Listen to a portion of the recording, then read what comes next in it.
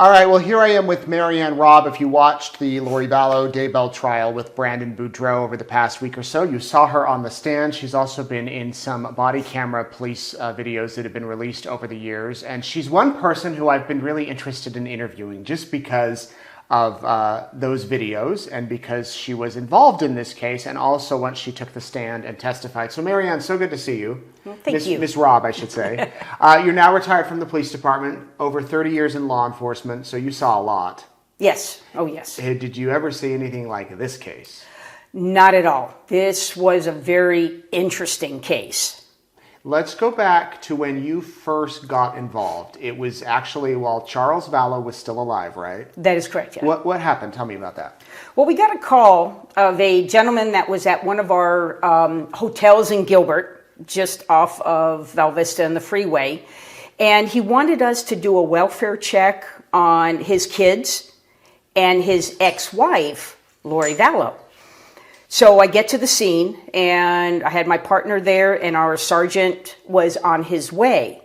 And I spoke with this gentleman, later found out it was Charles Vallow, and he was explaining that his ex-wife had some mental issues, and he was worried about his children's welfare with her. And supposedly she was staying at the hotel. He wanted us to go up to the hotel room, knock on the door, maybe go in, check the welfare of her and the kids. And I said, well, we can knock on the door, but we can't just go into a room. Mm-hmm. You know, there's no reason for it. Well, we did a little bit more investigation, come to find out the kids were already in school. So we didn't have to worry about the kids, they were safe. And so we had to, where's Lori? Well, he was looking to do an involuntary committal on her because he felt that she had some kind of mental problems, if that's it. Like religious delusions? Well, that I didn't know. Okay. It was more, she just had mental breakdowns.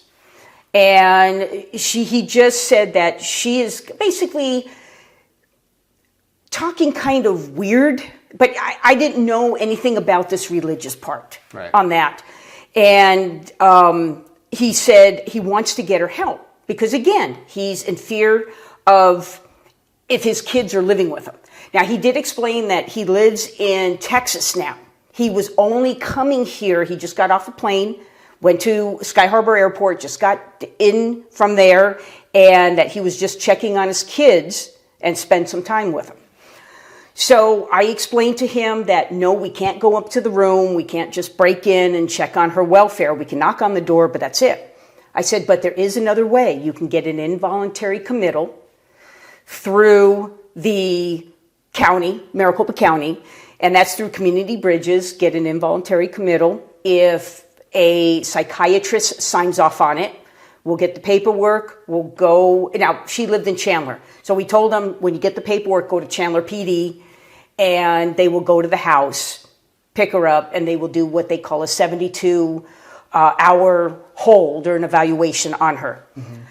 So when we talked about that, my sergeant arrived, and I basically let them take over the talking to Charles. Right. And I just stayed back. So I just know that he left. I know he was going to go down the Community Bridges to go get the involuntary committal. That's where he says he was headed. So that's as far as we went on that call with him. I never had any interaction with him again. I, again, had no idea who he was, who Lori Vallow was. Everything was happening in Chandler. And that was the only interaction I ever had with him. Did it seem like kind of a routine call? Yes, very. Versus the calls you get all the time. It's he was worried about his wife. She needed mental help. You check on Tylee and JJ, they're okay, they're in school, and it was more like, this is what you need to do, go do it. Exactly. I was on the crisis intervention team, the CIT team, so I knew I would get a lot of these type of calls. And I knew that what he was asking for was an involuntary committal. Great, no problem at all. I explained the steps that he needed to take, and the last I talked to him, he was headed down to Community Bridges to fill out the forms and do what is necessary to get an involuntary committal for Lori. Do you remember when you learned he had been killed? Yeah, I did when I did the investigation with Brandon Boudreaux. Okay, so let's fast forward to that. Okay. So that's in October. You're working and you get a call from dispatch saying someone's been shot at? Well, yeah, it was shots fired. And they explained that the victim, who I didn't know who it was at the time, was driving home. And as he was about to turn into his driveway on a street, that there was a green Jeep that was parked on the roadway. And the victim saw the back window of the Jeep pop open. And he saw this long gun, this gun, kind of coming out of the back of the Jeep, and then he heard a loud bang. Said that the victim, or reporting party, he drove west to the next street and then stopped. And when he did that, he saw the green Jeep go quickly past him, speeding past him, down a couple of the side streets in this neighborhood. He followed the Jeep until the Jeep went south on one of the neighborhood streets to where the only place that could have been is it could have came out onto Pecos. So the reporting person said that he went back into his driveway and was waiting for the police at the time. Now, and you're getting all this from the dispatcher? This is all coming from the dispatch. Now, we're thinking, BB gun, what right. Could it have been? It could, maybe a BB gun, some kids maybe be out there, not a paintball gun, but a pellet gun. We didn't know because he said something about his window shattering, but that was it. Mm-hmm. Okay, let's check it out. So I drove up to the house. He was kind of out on the phone. He was just about right on the street, just out on the street, maybe a couple feet from the sidewalk. So I get out of my patrol car, I walk up to him, and I says, well, hey, what's going on? And he explained that what happened is he was coming back into his driveway, driving into the driveway, the green Jeep, the window go up, and then he said that he saw that it looked like a muzzle. So he didn't know if it was like a silencer or whatever. He just says he was like a muzzle. And then he heard a loud bang, and that's when the window shattered. Well, it freaked him out. He didn't want to go into his house, so that's why he sped off down south or west on his road, and then parked on the next street over and just stopped and got on the phone and called 911 right away. Yeah. And that's when he said that the green Jeep passed him. Now, he knew they had Texas plates. Like, okay, great, okay. And he followed the Jeep out to the just before his street that he lived on, Phelps, and he saw the green Jeep and he figured, okay, it's gone, it's long gone, and then that's when he went into, his driveway and basically waited for the police to arrive. So you go over to the car, right? Yes. When you get there, you go to the car, and I think either you testified or I saw on the body camera footage where you said, I think this is the real thing. This is real, like not a BB gun. Oh, yeah. When I saw that bullet hole, no, it's not a BB gun. How big was it? I'm going to say it was I don't know. I didn't measure. I know the other guys measured, but maybe... Size of a quarter? No. Maybe a nickel. Okay. A little bit bigger than a nickel, but it definitely wasn't a quarter. And I looked at it, I'm like, okay, first of all, I knew this was definitely a rifle. It matched what he said he described that was in the back of the Jeep. Mm-hmm. That was the long barrel, and then when I said okay, and then you look at the hole in the Jeep or the Tesla frame, you're like, oh yeah, this is definitely a rifle round. When Lori asked me, well, how big do you think it was or what kind of caliber? Well, I shoot a 30-06. I've shot a 7 mag, and I would say it's as big as I would say a 30-06 round. It was a pretty good size round.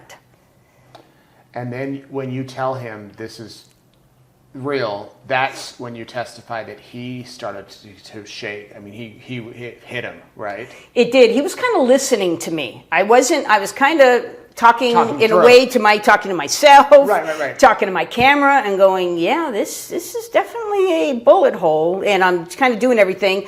I didn't want to freak him out. Right. In time, we were going to talk about it, but right now, let me just do my investigation before I make any decisions, any assumptions. It's like, let's get the evidence. Let's see what I have. So I went and I'm kind of using my flashlight and I'm using my pen to try to see the trajectory, if I could say it right, of where the bullet hole, the bullet could have gone. You know, which way did it travel through the car? Did it actually exit the car? So that's why I was using my pen, just to kind of see which way it traveled. And I'm doing all that. And I'm like, yeah, so he's hearing me say this. Mm-hmm. So I told him, I says, hey, I'll be right back. I go to my patrol car. I get on the phone. I talk to my partner, because we were sitting together when we got the call. And when I went and talked to him, I said, and you could hear it on the phone on my body cam, yeah, this isn't a BB gun. This is a bullet. Somebody did shoot at him. So I asked him if he'd come to the scene. We need to now make this a crime scene. We've got something. Again, still, I didn't know anything about Charles Vallow, Lori Vallow, whatever happened in Chandler. I didn't know any of this. Right. I just said, you know, okay, what enemies do you have? You know, who did you make mad that they would try to do this to you? So get out of my patrol car, or get back out. And my fellow officer, my partner, shows up, and he's talking to Brandon, and I walk up, and I'm, you know, writing notes and everything. And that's when I said, you know, we're all looking at the bullet hole and everything, and that's when Brandon says, I need to sit down. Because I'm asking him some questions. He goes, give me a minute. I just need a minute. And then he sits down. And I'm like, that's when I said, do you want a chair? Do you want me to call anybody for you? Do you want a bottle of water? What do you need? Mm-hmm. Because I think it was hitting him at that point. But I wasn't getting all excited. Oh my gosh, it's a bullet hole, and it almost hit you. I mean, it's only 2 inches above. That's not what I do. That's not what a police officer does in an investigation. We have to keep everything calm. Yeah, do we have a possible attempted homicide? Yeah, I would say so. But you don't say that. We contact supervisors. We explained what we had. Supervisors showed up. We roped off the scene with crime scene tape. We were calling in detectives. We were calling in more officers to canvass the area, see if any of the neighbors had any door cameras or any kind of cameras on their house. So at that point, we knew we had a crime that occurred. You said, do you have any enemies? And you remember what he told you? Little bit. It's been a while, but I looked at the body cam, but he made a comment about his soon-to-be ex-wife, Melanie, and her aunt and brother, and they were mad about him helping Charles with the court case. And I think it was for the child custody. Yeah. So, you know, and I'm like, okay, and he said, and then he explained how Lori and her brother Cox, Alex Cox, killed Lori's husband, Charles. And I'm like, okay. And I said, where did this happen? He says, in Chandler. Okay. Still didn't hit me. Yeah, you're not even thinking. Not even thinking. I'm like, okay, it's Chandler. Right. Okay, great. Right. Well, then I would say that next time I talked to him, he explained more about Melanie and her aunt, Lori Vallow, and Charles, and they started talking about the child custody of the kids, and that I want to say that Charles came in from Texas to go see his children, and I'm thinking, wait a minute, it hit me, wait a minute, Charles Vallow came in from Texas to check on his kids. Oh, wow. And a light bulb finally went off. I'm like... Was it right there at that scene? It was, but it was later. Later. Yeah. But you knew that morning. Oh, I knew that morning. It was when I was talking to, went back. Detectives, everybody were there. So I was kind of, calming down a little bit, and I was writing all my notes. But when he explained that to me, it was like, holy cow. I interviewed him, and I don't remember how many months ago or how many weeks before that. I'm like, I talked to him.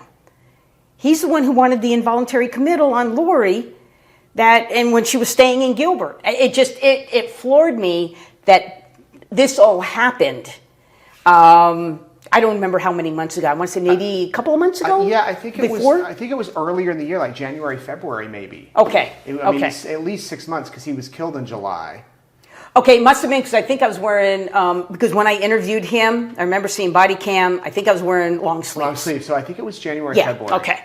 So it So this hit was me. 10 months earlier, 9 months earlier. Yeah, it blew me away. I'm like, Did you say wow. anything to Brandon? Like, Oh, no. Yeah, That's something, no. you Never, keep I that would in. never say that. Right. Because I might talk to my fellow officers off camera. Right. But there is no way in the world I would ever tell Brandon about that. There's no reason for it. Right. So then you realize you responded to the Charles call. He's now dead. And now you're here at this scene, and it looks like this young man has been shot at and attempted to be killed. But at that point, you give it to the detectives? Yes. Yeah. The supervisor said he assigned me to, after we set up the crime scene, Brandon had a friend come in, a couple of his business partners. So they arrived, and what we did was, because we had the crime scene and now the detectives are taking over, we had Brandon and his two friends move across the street onto the neighbor's lawn outside of the crime scene. So my job was just kind of just hang with them in case they needed anything or they had questions or anything like that. So I just sat with them or stood with them. And then detectives took over, and then I was pretty much done with the case. And they took over. So if the supervisor had a question for me, great, fantastic. But I was pretty much done with the initial. Now I'm sitting back, and in case anything is needed, that's when I would help them out, pretty much. So do you remember when you found out that the children were missing? JJ and Tylee. I don't remember ever getting that information. Do you remember finding out that they were dead? Oh gosh, yeah. I was sick because I knew that the investigation was before that happened, I knew that she moved up to Idaho and met this Chad Daybell guy, and then next thing you know, Chad Daybell's wife was killed, and then Chad and Lori got together, and I'm like, wow, so okay. You're learning all this stuff. Oh, I am. Yeah. I mean, I'm hearing this, and this was just maybe a month or so after Brandon's deal. Right. I'm starting, because the name Vallow starts coming up, you hear on the news. Right. So I don't watch the news, but I would put it little blips. I would hear little blips on what's going on. And then you hear that the kids are missing. And I guess that Charles, I believe it was, or a family member, I think the grandmother or grandfather was contacting Gilbert PD on some things, and of course Chandler, trying to look, where are the kids? I guess Lori said they were here in Arizona visiting. Right, a friend, yeah. Yeah, and I mean, it was just going crazy, so people were trying to contact this friend and everything else. I was not involved in any of those when they came to Gilbert for that. Okay. That was more North Gilbert. But I was just listening in, and then all of a sudden they said, the kids are missing. And then they arrest Lori and Chad coming back from Hawaii and all, and I'm like, okay, this is screwed up. Something is wrong with this. And then you hear they found the kids. And that was sickening. That was, I mean, I was sick. My heart just bled for the grandparents. Mm-hmm. And these poor kids. They're innocent little kids that never should have happened. So, you've got feelings, and as a cop, I have things that I want to say, but you can't say them. You can think them, though. Right. And I just felt really bad. The grandparents, why did they have to do that? Just give them to the grandparents. And that's it. And go live your life with Chad and have a wonderful life. Do whatever the heck you want to do. Just let these kids grow up and have their life. Right. So, yeah, heard about that. She gets arrested. Chad gets arrested. And I'm like, great, fantastic. I never would have thought that we were going to have trials down here. Really? Because they were already found guilty. And again, in my line of work, I deal with tragedy and I deal with stress and all kinds of things every day. I don't want to watch the news. What's on the news? 99.9% bad. You're lucky if you have one good, happy story. And that's not something I do. I would rather watch comedies. I'd rather watch other things on TV other than tragedy and news. So I just knew little blips that they were found guilty. She's now, 3 consecutive life terms. Right. Fantastic, great. Yeah, so you weren't doing a deep dive following every detail of it. No, I had no desire to do that.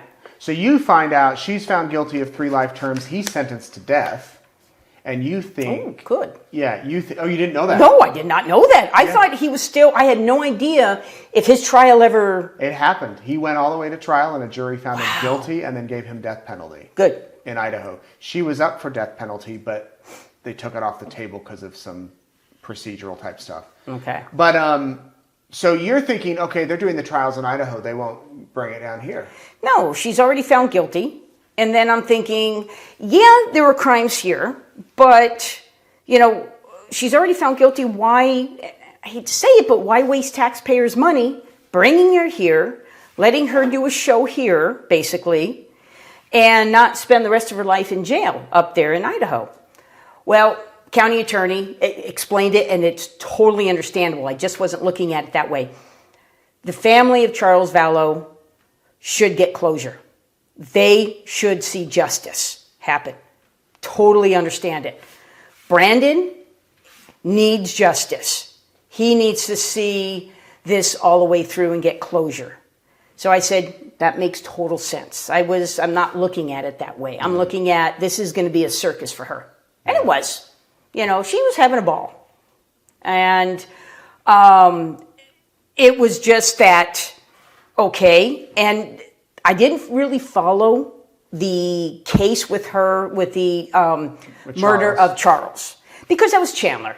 Again, I didn't really follow that one. And then when I got subpoenaed for Brandon's case, I says, okay, that makes total sense that I'll be in part of dealing with Brandon's case. Right. And you've testified in trials before. Oh, numerous, yeah. Yes. Oh, yeah. So were you nervous at all, or? I was a little bit because it was 5 years ago. I've been retired almost 4 years.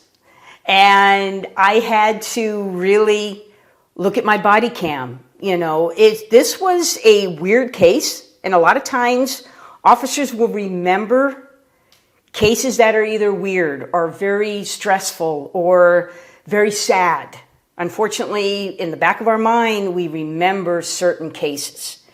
I remember the case, but I didn't remember specifics. So I really had to kind of study up on what exactly I did throughout that case. And then you were able to do that. When you heard she was her own attorney and would be cross-examining you, what did you think?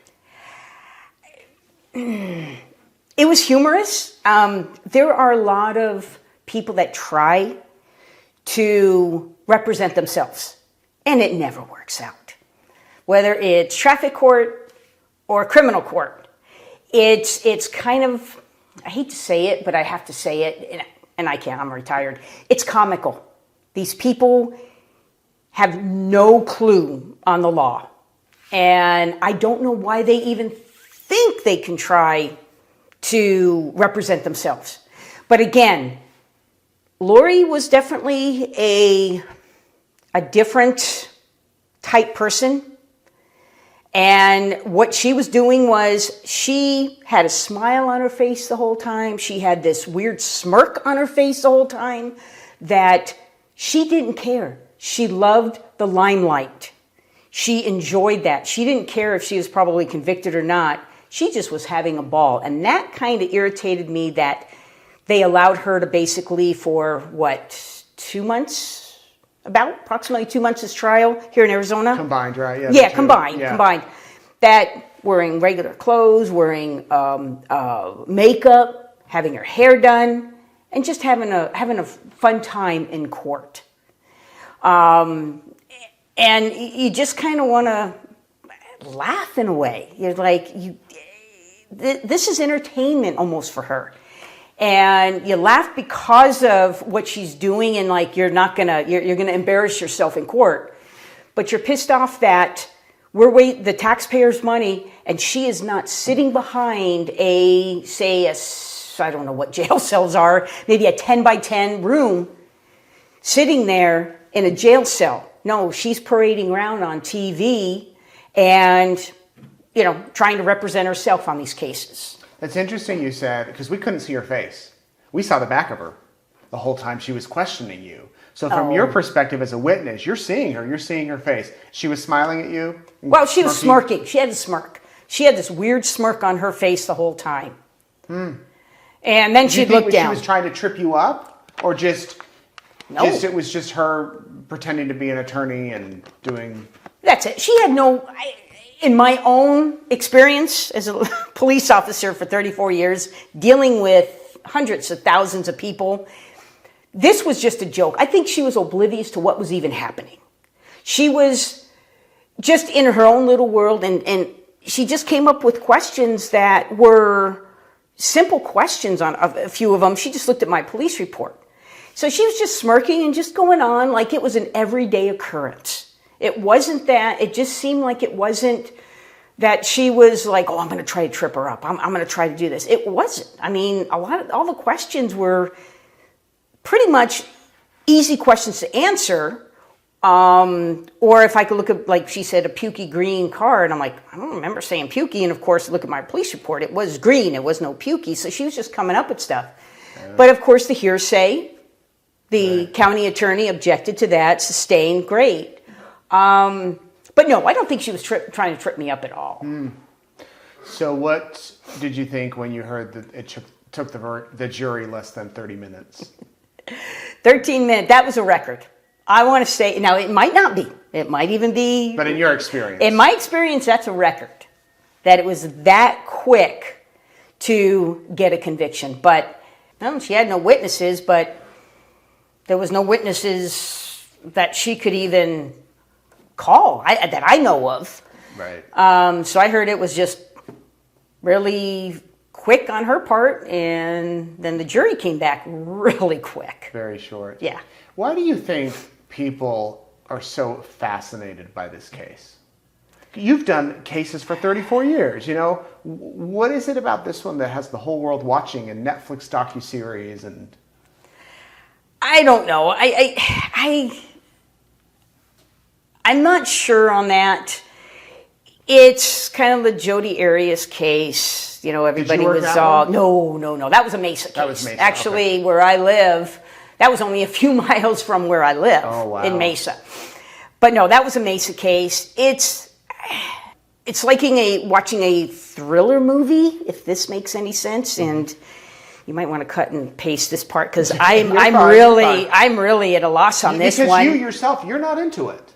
This was no, your job. And that's this the was thing. Real life. Now, so maybe you don't know why they're into it. No, I don't want to be part of this kind of thing. Like I said, I see so much drama, so much horrible tragedy at work. I don't want to come back, but I think people that don't deal with tragedy all day long for 34 years, this is a little excitement in their life. And I apologize. I don't mean to make anybody mad or, I'm not... dissing them or... dissing the folks. I'm not doing any of that. I'm just, kind of looking at it as a police officer. I like happy stuff. I don't want the sad. Also, I think people made sure, because of what she did to her kids and to Charles and to all these other people, they wanted to make sure that she got what she deserved, that the innocent folks got the justice. And it would have been great if she did get the death penalty. But I think they wanted to support the family of the kids, of Charles, of Brandon, and say, all right, good, she's going to get what she deserves. Yeah. But, people love thrillers. Right. And, this is like a movie. It's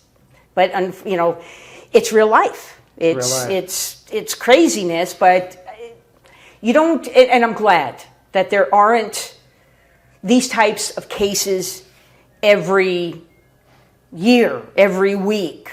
It's few and far between. At least at what we know. Maybe somewhere there is a lot more cases like this.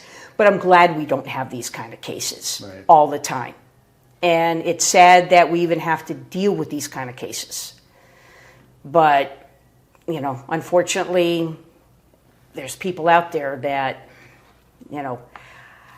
oblivious to other folks. I don't know how to explain it. Narcissistic. They don't care about anyone else. Yeah, they don't. Right. It's just them and whatever they are in their minds that they are being either told or what they believe.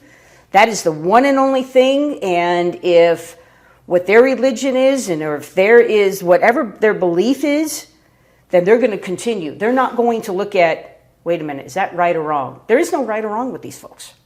Yeah. Do you miss police work? I miss my guys. I miss my team. I miss the folks that I work with. And actually, I miss the citizens.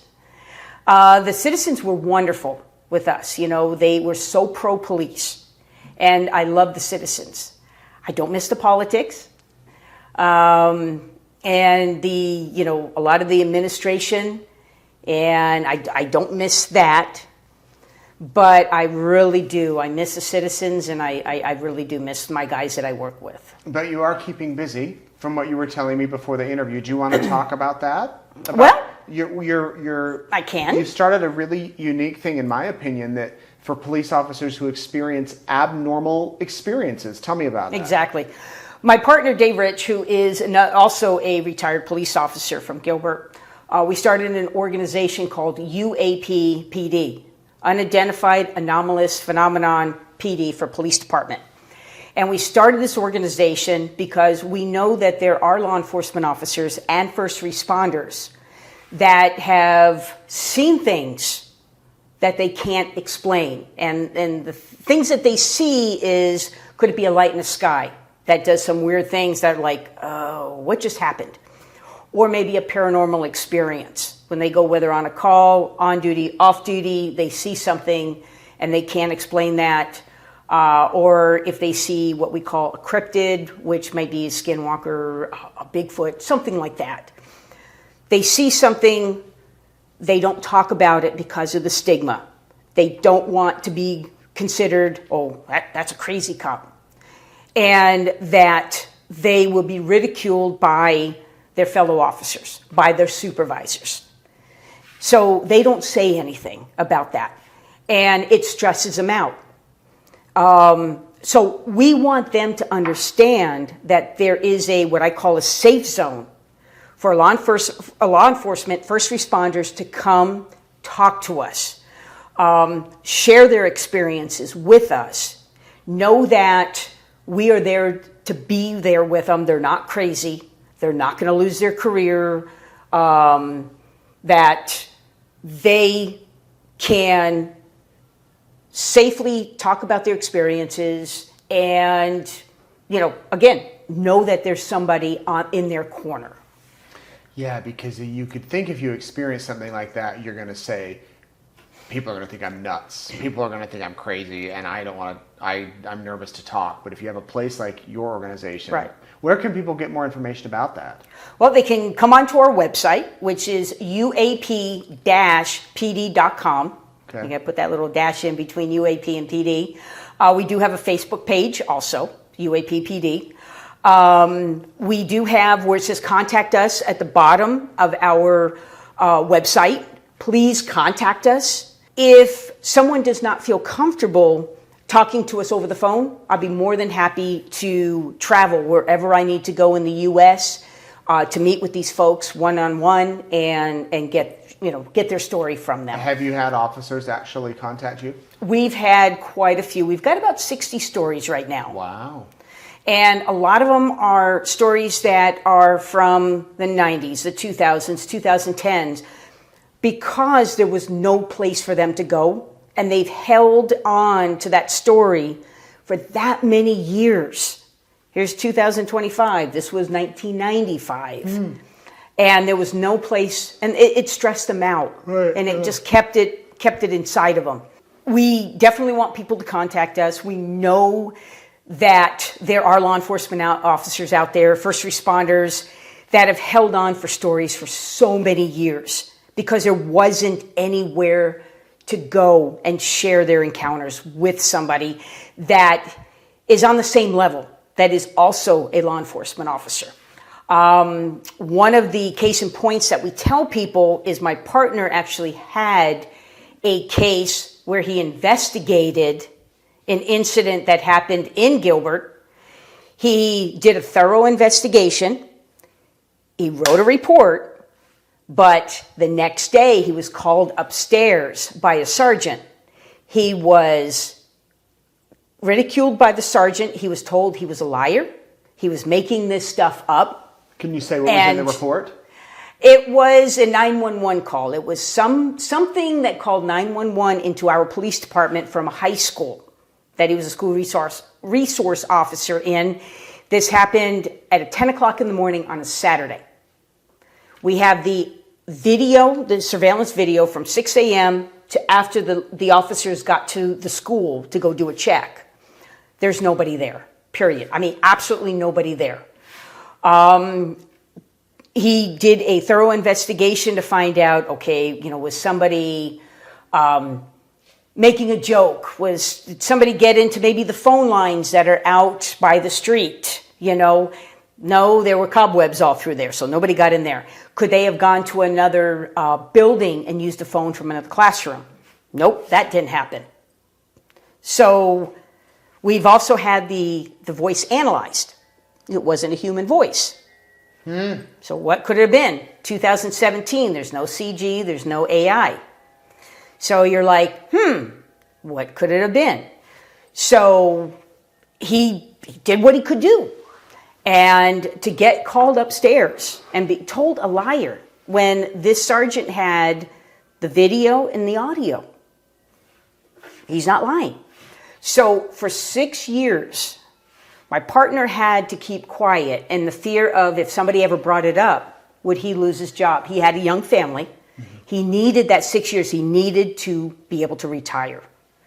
So he kept it inside. The stress interfered with his family life, with his health, with his career.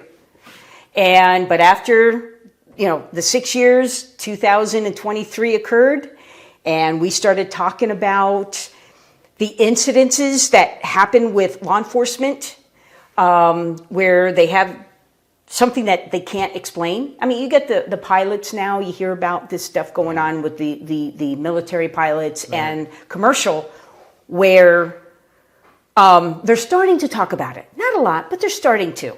Well, law enforcement is not talking. They're still not talking. Name of the website again? It's UAP-PD.com. Okay. Fascinating. So, well, Marianne, thank you so much for chatting with me. Is there anything that you want to add? No, I thank you for doing this. It was a strange case, and I appreciate all the follow-up you're doing, because I know people would like to know, what has happened. Okay, the court cases are done. I'm assuming you're going to go further and see everything that go until she's in that jail cell. Right. I'm assuming you're going to continue, her steps on what she does. The appeals and all that. Yes, and I know she'll be convicted sometime in July. Yes, so I appreciate you keeping up with this story, and I know that the folks out there following the story, if it was just not for you, they would have no clue. And I do appreciate you coming out from Idaho and doing this with us, and I appreciate your time here.